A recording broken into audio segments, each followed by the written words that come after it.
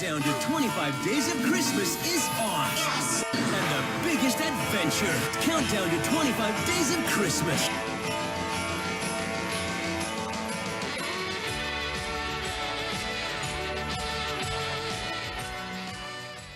A Wonderful Life. Now I'll tell you something. Despite what you may think, this movie kind of has a fine line. You know, most of this movie doesn't really take place at Christmas. Just the third act really takes place during Christmas. The entire rest of the movie takes place in like summer, fall, spring, any other time but the winter, which is weird. And yet, everybody says it's a Christmas movie. There's stations on TV that play this movie because it has a little bit of element of Christmas in it. Everybody watches it during Christmas. And I mean, I don't blame them. I mean, honestly, I would watch this movie every year. All throughout the year. Every year, all throughout the year. But it mostly is shown on Christmas, which I don't really understand. But despite what I'm saying right now, I dare say this truly is the Citizen Kane of Christmas movies. I mean, holy crap, man. This is as old as cinema itself. Even though it did terrible at the box office. It did terrible at the box office, but you know what? The reason why it's so popular is because of television. It kept it up, you know, every year. Some station, somewhere, was playing It's a Wonderful Life on Christmas. Every single time. Right around Christmas time, you would see It's a Wonderful Life on television. And honestly, when I was a kid, I didn't get it. But as I grew older, I got it. It's a timeless story. It's a heartwarming, very, very nice, well put together, fantastic story. Okay, James Stewart, I mean, the man, he's the man, okay? He's like that generation's version of Tom Hanks, okay? Tom Hanks is our Jimmy Stewart. Jimmy Stewart is just the man, okay? He put his all into this movie. Even though it didn't do good at the box office, he put his all in there, okay? All the characters are fantastic. The jokes, surprisingly, again, work. Even though, again, I don't really get a lot of older comedy, especially in movies, but this, it kind of still kind of worked, you know? Especially for It's a Wonderful Life. Like, it's like rated G, but there's like kind of some very, very, very soft sexual jokes in there.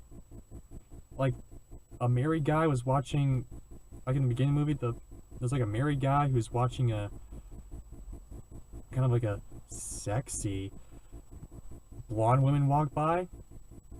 That was a funny joke, and it worked, you know? I laughed. It wasn't like racy or anything, or sexualized, or whatever, what have you. It worked for what it was. The story is solid, the jokes hit, okay? This is one of the perfect Christmas movies I've ever seen. It's heartwarming, okay? Has it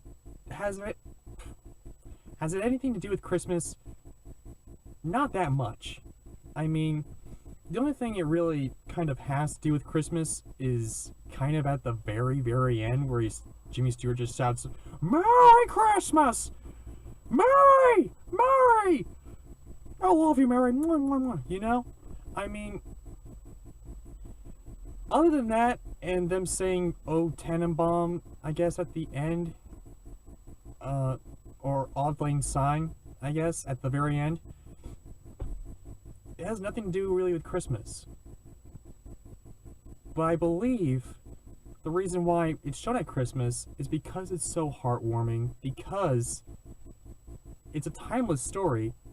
The guy never gets out of the town, and yet he wants to be a better person. He wants to be this great man, but he never gets out of this small town. He never ever leaves.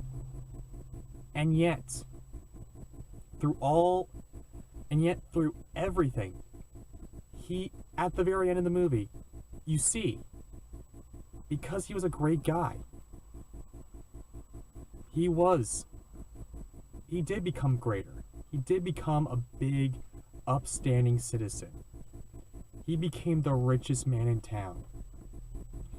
And I dare say eventually, when I understood everything in that movie, I got a little teary-eyed. I still get a little teary-eyed every time I watch it on Christmas Eve. Because it's a timeless story. And it's a story that should be shown to everybody, okay? Is it in black and white? Yes. It's not in color. Because